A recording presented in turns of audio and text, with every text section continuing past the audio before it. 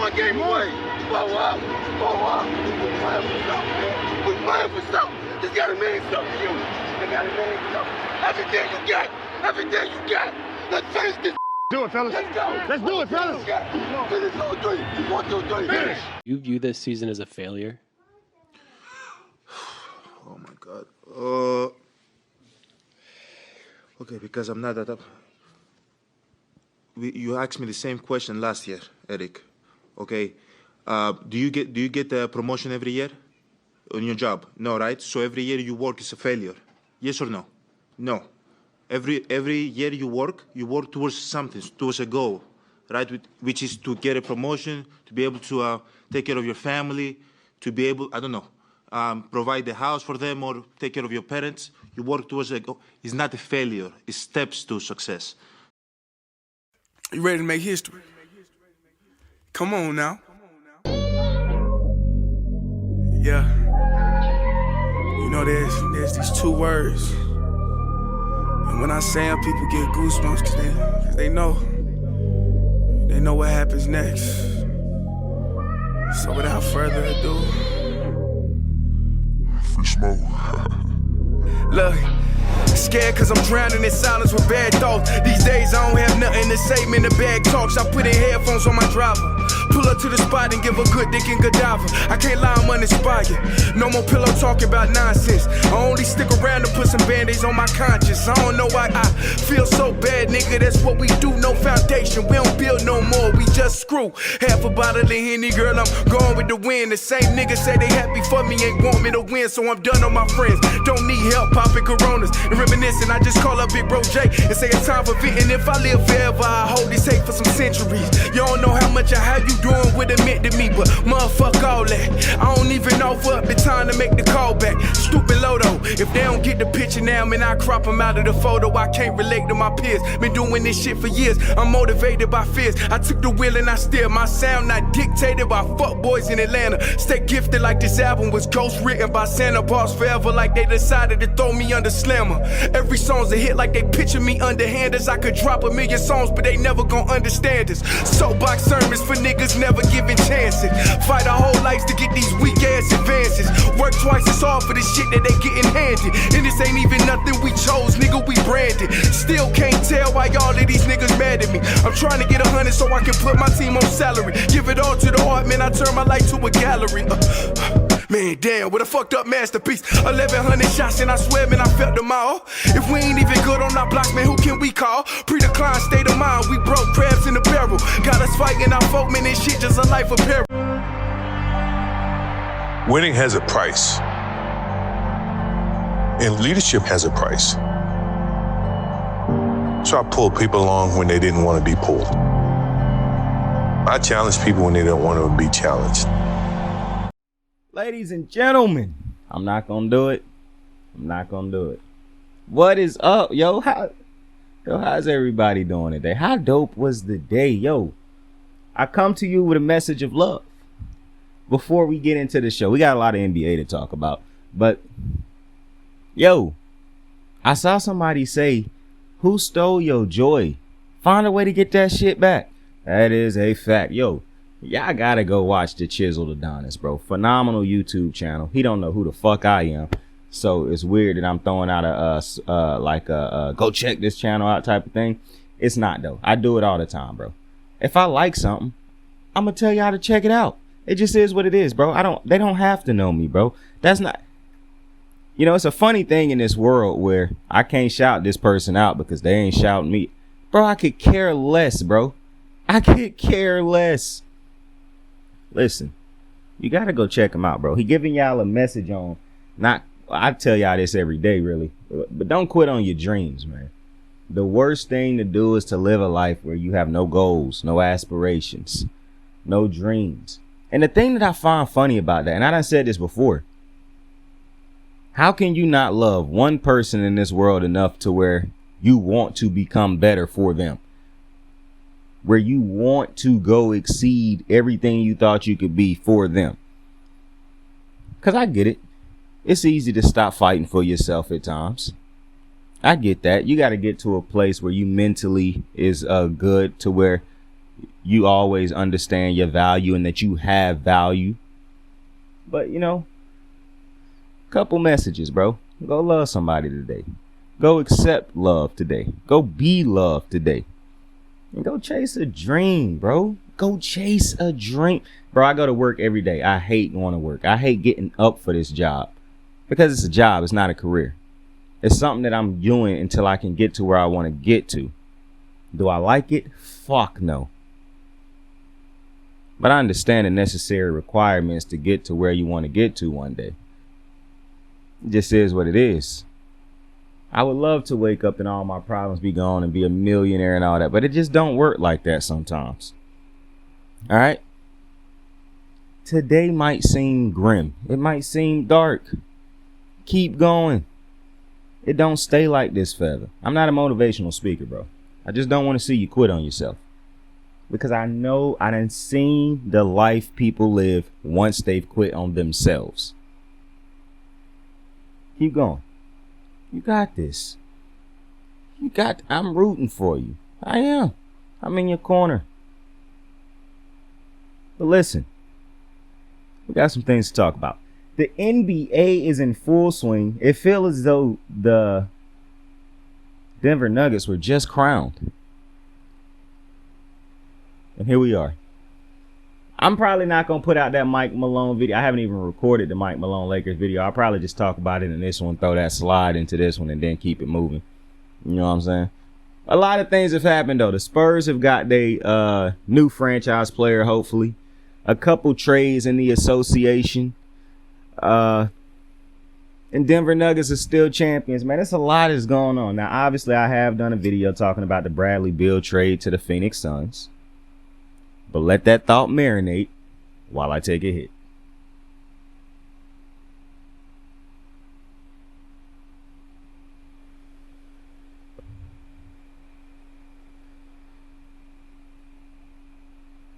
Yo, my aunt told me the other day. I walked into her house and it was like gnats flying around in her hallway because she getting her pipe or something fixed and it's a lot of water leaking from the pipe. So I guess the gnats is flying around that water, right? It was crazy too, because I walked in her house the day before that, no gnats. Hell, I think I walked in her house earlier that day and there was no gnats. Dudes came to fix her pipes. A mountain full of gnats, bro. And so she couldn't see them, but I could. But I was high as a kite. And she was like, Jay, you don't see gnats. You just high as hell right now. I was like, nah, I'm not high, bro. I said, well, I am, but I'm not high as, I didn't curse. I said, I'm not high. I said, because you see, I know a lot of adults curse in front of their elders and whatnot. And I slip up here and there. But out of respect, I don't do that. I don't talk to my peoples like they my homies.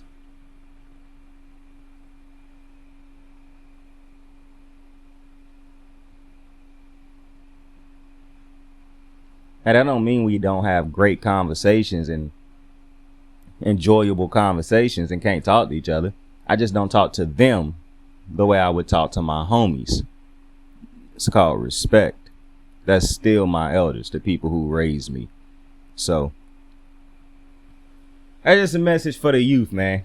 Because I see a lot of disrespectful ass youth out there. And I just want y'all to know, it don't matter where you go in life.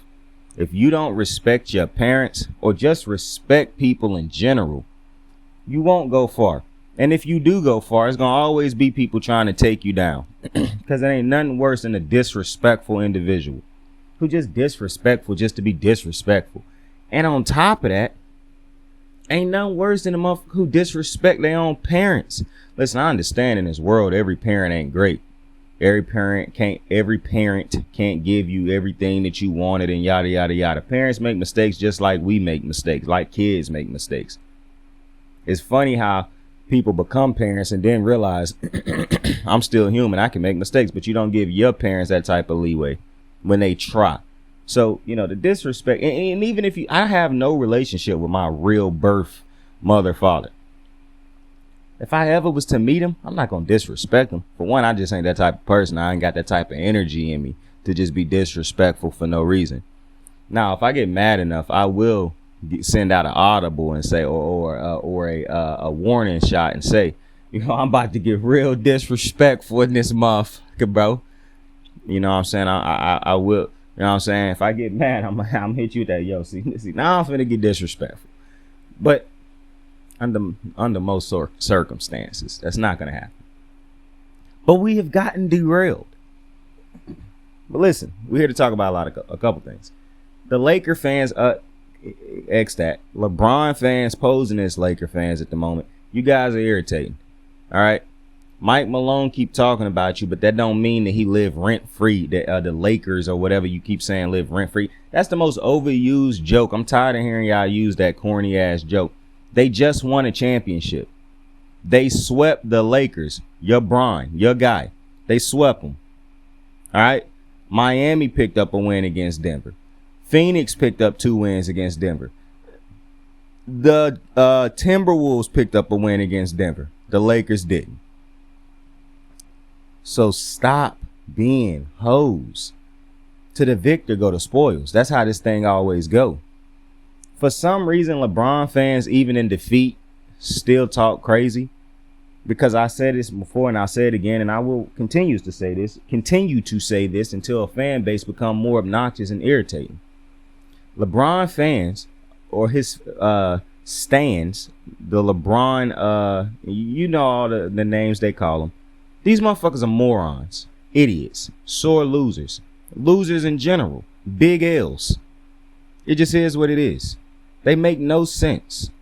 They making us Laker fans look bad because we got it. They say it's Laker fan. It's like, when really it's just these Bron fans that travel from team to team where LeBron go. It's irritating. It really is. But we got more important things to talk about. Listen, shout out to Mike Malone though. I'm glad he got that dub. Got a tattoo on him. Man, living his best life. Life of a champion. But I want to talk about some things. Well, I don't really want to talk about some things as if like, oh, we got some serious things to talk about. No. There's some moves that went on in the NBA that we got to talk about. So we already talked about the Bradley Beal move, and I told you I didn't really have a complete thought on how that team would be because, for one, it's only 5 players on the team. 2, other teams got to make moves, and other teams made moves. They did. Was that grammatically incorrect? Who cares? Listen. The Boston Celtics tried to trade Malcolm Brogdon. He got an injury history. I guess they stuck with that unless they end up releasing him one day. It didn't happen. They do end up trading Marcus Smart to the Grizzlies. They acquire Kristaps Porzingis from the Wizards. Now, I see a lot of people saying immediately that Boston is immediately a championship contending team because they needed Kristaps Porzingis. And I'm going to address that in a second. But first, I want to talk about Marcus Smart going over to Memphis. I do think that's a great move by Memphis to add Marcus Smart. I don't agree with everybody who keeps saying Derek White is a better player than Marcus Smart. I don't agree with that. Derek White might have had a better season. Might have had a better end to the season. And he might even, it's easier to for Derek White to shine in his limited minutes compared to the minutes that Marcus Smart giving you throughout the entirety of the year. I do not think Derek White is the better player. However, I do love this. So that's just addressing people who keep saying Marcus Smart not better than Derek White or Derek White the better player now. I think that's insane. But I love this addition for Marcus for the Grizzlies because obviously he's not going to be a consistent offensive scorer. And I don't even think Marcus Smart should be taking all the shots he was taking in Boston. However, you need a veteran who done, listen, it's 2 type of veterans. Well, 3 type. Marcus Smart is that second tier level of veteran where he done played on great teams for the majority of his career. He done been a catalyst for winning. He done had to be a big impact to winning. And he done helped his team get to a championship. He ain't never won it. But it's like Jeff Green. Jeff Green was that for the Nuggets this year. He done been through the finals. He done been through tough matchups. He done been through the toughest games that you could play through in the highest level situations. And so I do believe this is a great addition for Memphis. Now, the thing is, will it be a great addition just because it's a veteran who's a great player? Or will it be a great addition because it's a veteran that's a great player that actually contribute to the team? Not just because I don't think Marcus Smart gonna have a problem contributing. Will his contributions lead to winning? That's not gonna have nothing to do with Marcus Smart. That's gonna have everything to do with Ja and Memphis. Can they put a good enough team around them to where Marcus Smart can be useful? And will Ja Morant allow him to be useful? Will Ja Morant's play style, will he change up some of the things he do in order for Marcus Smart to play a big role into what they do on this team? Now, the thing that's going to help Memphis more so having Marcus Smart, in my opinion, than Boston is that Marcus Smart don't have to be the point guard here and run the show. That's Ja Morant. And while Ja Morant is not a Chris Paul type of point guard who's going to get everybody, or even Trae Young, he still is a good point guard who can run the show. You want them to get better in the half court, but I think that would involve getting better around Ja Morant, in my opinion. To me, they don't really have a lot of high talent players on Memphis. I mean, Memphis, good during the season. They young, they youthful, they run. But if they could go and get some dudes who was legitimate catch and shoot, spot up shooters, some 3-and-D dudes, I just think, and Memphis got to buckle down on actually wanting to win games. They got to stop wanting to be a loudmouth team and actually want to win a championship. This, to me, is a team that can be a championship contending team or a possible championship team if they put the right players in place. I understand they might not bring back what's my man's name? Brooks. And to be completely honest with you, Desmond Baines to me should be the third scorer on this team, not the second. I don't really like Ja, Smart, Baines being your top three scorers. I don't like that at all. I would prefer Smart to be a fourth scorer, Bane to be a third scorer, and you to go over and get a second scorer for Ja Morant. But like I said, if you can get this team out of this young, youthful, we want to be hard and show up everybody, we running up the chimney for the, yeah, you got to get past that. That was real cute. You know what I'm saying? That was real entertaining. I thought it was weird that these dudes like twerking on other dudes and shit, but especially after they win games, they immediately just start twerking. If you want to call that the gritty, you can call it what you want to. It looked like they were just twerking on each other to me. But nonetheless, this team got to get an adult in the room. Marcus Smart is that adult in the room. However, it won't matter if you don't have them in a position to be successful. You can have an adult in the room, but you still need that adult to contribute, especially Marcus Smart, because he can contribute right now. So I still think they need to make other moves. Now, going back to Boston, I don't think this move really make them that much more of a championship team than they were last year. Al Horford can do what Kristaps Porzingis can do.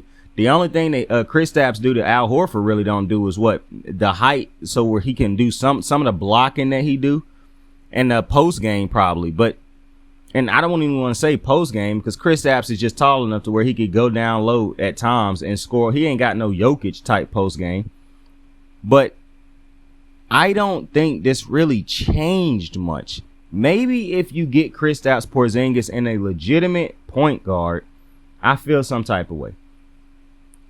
But the fact that Boston still does not have a point guard, they have twos running the one. And when late game situations come around, you give it to Jason Tatum, you give it to Jaylen Brown, they turn the ball over.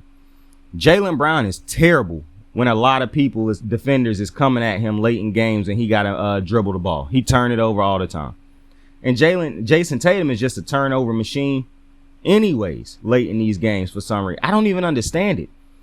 And obviously he ain't the dribbler that a Steph Curry, a Kyrie, a Chris Paul. They can't run the show like those dudes can.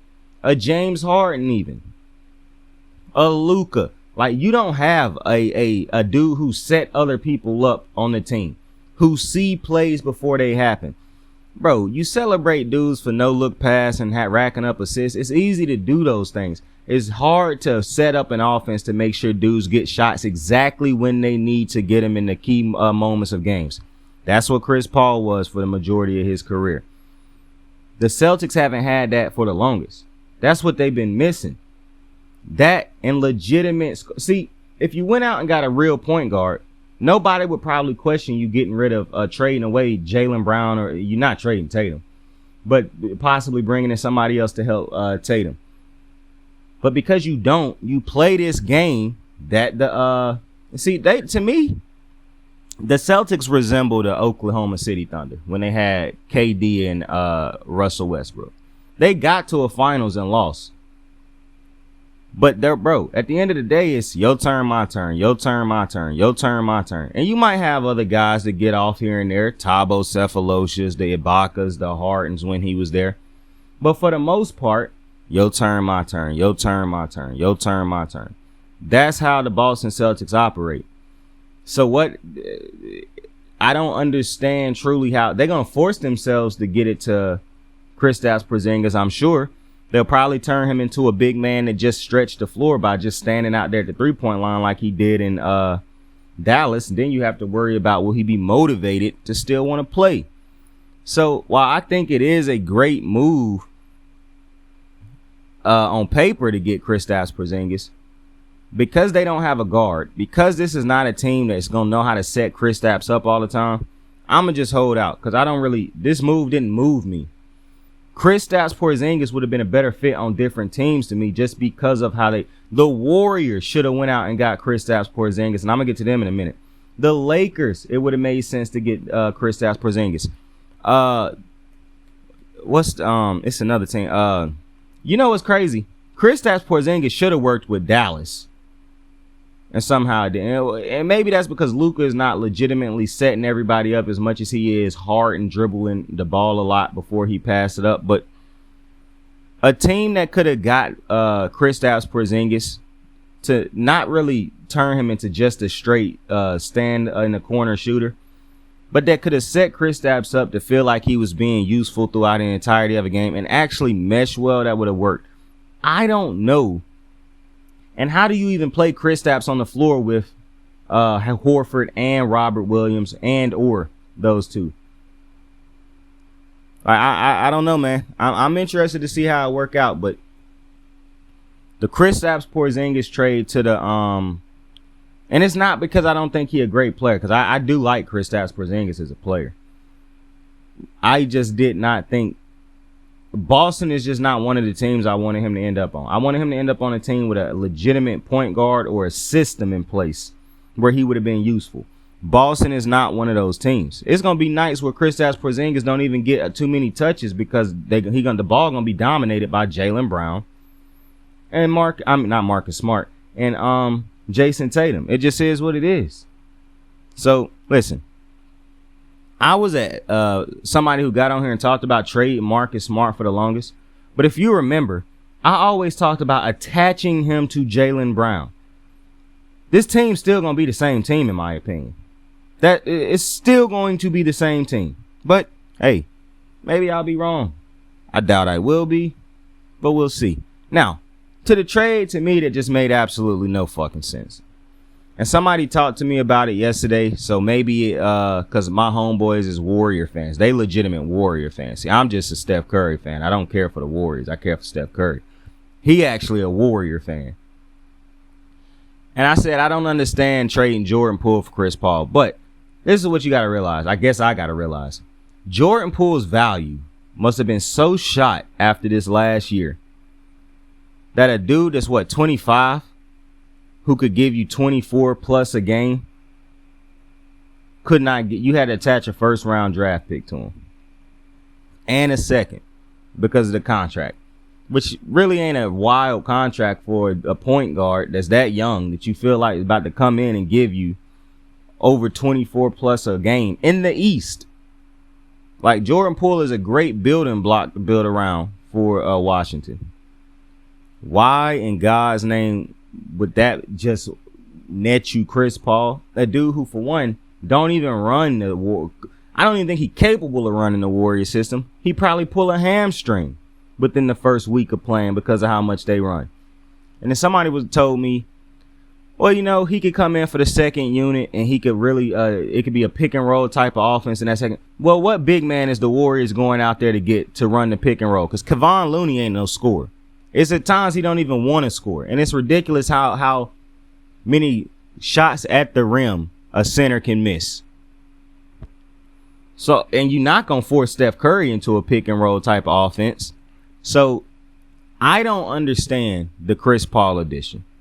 And it's nothing against Chris Paul as a player or a historic of the game, but Chris Paul ain't the same Chris Paul. I understand you trade a veteran for, listen, in most circumstances, Chris Paul for Jordan Poole would be a no-brainer in my opinion, because you get a guy who know how to get his bucket. You got a guy who mature and know how to win. He everything that Jordan Poole not, basically. I saw Chris Paul sacrifice the way he played in Houston to accommodate James Harden. So this ain't nothing to do with Chris Paul. As far as like him being a human, a good player, a good teammate, nothing to do with Chris Paul. Everything to do with the fact Chris Paul is injury prone nowadays. I don't see him running this Warrior system, and the Warriors getting older and smaller, not faster and taller and more athletic, which is what they need to get. I don't understand this game plan building around Steph Curry right now. I really think he's finding ways to waste the back end of this man's prime. But we shall see. I'm not a fan of the moves, though. I just don't see what the only optimistic viewpoint I can draw from this Chris Paul trade is maybe he come off the bench in that second unit. He is great. And then the minutes that he got with Curry, they go off. But if it was a point guard that the Warriors traded for to put beside Steph Curry, I would have preferred that be Dame Lillard, not Chris Paul. However, this do bring me up to something.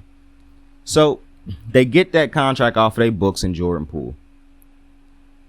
Obviously, you're more than likely finna give Draymond a contract. I think the Warriors need to really consider letting Klay Thompson walk at the end of next year if he ain't gonna restructure his contract or take less, because he is not the same player right now. You gotta let this nostalgia go and pay this dude the way he should be properly paid.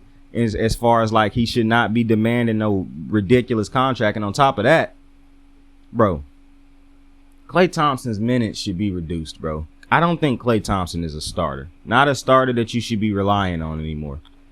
But maybe he proved me wrong. But if I'm the Warriors, I'm looking over there at Milwaukee. And mind you, Brook Lopez is a dude that they should be trying to get in the offseason if they can afford him. But I'm looking over there at Milwaukee, and I'm saying to myself, Chris Middleton just opted out. They might not bring him back. He might end up signing elsewhere. Brook Lopez might end up signing elsewhere. Drew Holiday just talked about retiring at the end of the contract. Giannis does not have a talented team around him. Other teams in the Eastern Conference more than likely will be getting more talented at that time. If Giannis does not pick up his option or he does not sign a long-term extension, if I'm the Warriors, I'm doing the same thing I did that year we got KD. I'm setting up my books nicely so I can afford to go out and get Giannis Antetokounmpo to team him up with Steph Curry. In my opinion, that's the move that the Warriors should be trying to make. Hell, you could even possibly be trying to trade for him. I don't think nobody going to end up trading for Giannis.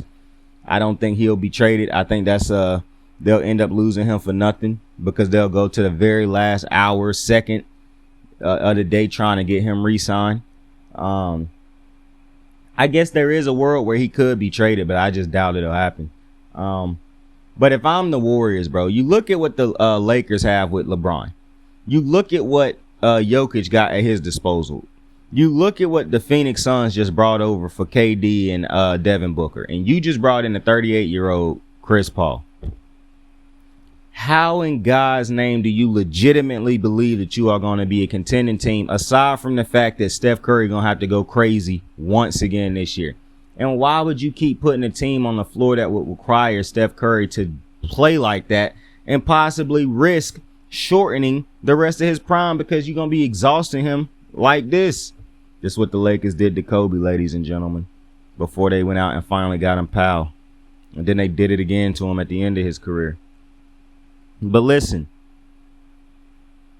I'm gonna hold out hope and all those good things, but the Warriors need to be paying close attention to not the Memphis Grizzlies, to the Milwaukee Bucks. because it's starting to look very clear to me that LeBron ain't going to end up in LA, which is very disappointing. I mean, not going to end up in Golden State, which is very disappointing that we're not going to get to see Steph Curry and LeBron James on the same team in their primes before they retire. That's actually frustrating to me. But it's still time for Steph Curry and Giannis Antetokounmpo. It's just hard for me to believe Giannis is going to retire in Milwaukee, Buck. That's just not a good. Who am I to say it's not a good business decision? I'm not rich. But I just don't feel like that's a great business decision for the man and the player and the athlete and the person. And I just said the same thing 2 different ways, 2 times. But I just feel like Giannis is such a stud, such a star, like a mega star, a superstar.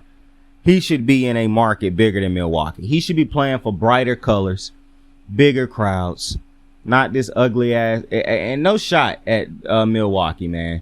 They done everything they possibly could to be a big brand while having Giannis, but it's just no way you would be able to top Giannis in a Laker uniform, Giannis in a Warrior uniform with Steph Curry beside him. Giannis, hell, I'm gonna be honest with you, I'm not a fan of the Phoenix colors because they darker and whatnot. Plus, Phoenix still don't feel huge to me. I don't know why. I know Boston is a big market, but I don't want to see no superstar playing in Boston because I don't like Boston because obviously I'm a Laker fan. Hell, but New York, I don't want to see him go to. Let me put it like this, because I'm actually not a huge market type of dude. I just don't want to see Giannis stay in Milwaukee for the remainder of his career, and I'm just ended at that. But I do want to say one more thing about the last topic now is Dame Dollar. Listen, bro. I said this like last year or probably even this year when it came to Bradley Beal. Stop crying for this man. He chose to be in Washington. He done kept re-signing. He know what he doing. Stop feeling bad for him. Every time you see him acting like he upset or he depressed because he losing and yada, yada, yada, or he say something about he don't like losing, respond to him. You chose this multiple times. You knew what the outcome was going to be. You took that bag and good for you. Generational wealth is the plus in this. But this losing, not only is you a part of this, you was okay with it. You signed off on it. So miss me with that. Dame Lillard, stop. Hey, he done already told y'all that a legacy ain't going to define him. I mean, a ring ain't going to define his legacy. He already told y'all that. He already setting y'all up to tell y'all he one of the best guards all time without a ring. So you might as well start accepting that. He already done told you he ain't leaving Portland. You can keep putting him on these fantasy teams, trying to force him to say he don't want. Dame Lillard is not going nowhere, bro. He finna evolve with Scoot Henderson. Shout out to Scoot, who I think gonna be a star. He just got to learn how to shoot better or more consistent. He got to become a better consistent shooter in the NBA. But Dame Lillard clearly is not leaving. He clearly don't care about winning a ring as much as y'all care about him winning a ring. And once that start to happen, I stop giving a damn. So Dame Lillard clearly don't care about winning a ring as much as we care about him winning a ring. So I no longer give a fuck about Dame Lillard winning a ring. So stop bitching about it. I just don't want to hear Dame Lillard never bitch about losing or not wanting to do this or that. You chose to be in Portland. You continue to choose to be in Portland. Portland have made it very clear at this point that they would trade you to a different team to have a chance to compete for a title at this point. You don't want that. So listen, get over it. He gonna be in Portland again this year. He'll probably retire in Portland. So that's my thoughts on Dame Lillard. But with that being said, sorry for the wait. I'm sorry for the wait. Yo, I've been away for like a week, bro. That's on me, bro. A lot of work was getting done. But I appreciate y'all for checking me out on another episode of Kicking It with Saint. Tell somebody you fuck with them. Tell somebody you love them. Chase a dream and don't stop. I know that some people have to see like progress to keep going with something. That can't be the way you operate. You know what I'm saying? You just got to keep grinding, bro. I hate MLB The Show. I think it's one of the worst games I done played in recent memory as far as some of the content and the mind-numbing grinding that equate to basically nothing. No real reward of value. But you just got to keep grinding because the hope and possibility that it's going to be something worth it on the other side. So keep going. With that being said, though, you could be anything in this world. Choose to be kind to somebody today. Go tell somebody you love them. Go be loved by somebody. Like, subscribe, share. Saint out. I got the moves like hot sauce. Lil' mama taking the top off. I'm laying down getting topped off. After this, she know she getting knocked off. I know she loving the money, so I keep on thumbing and thumbing. She say she horny when she taking shots, so I keep them coming and coming. Now I'm putting dick in her tummy. Scoop her up like I'm raking her something.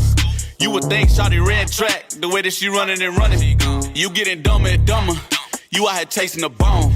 After she finished from giving me dome, the Uber is taking her home. Tight.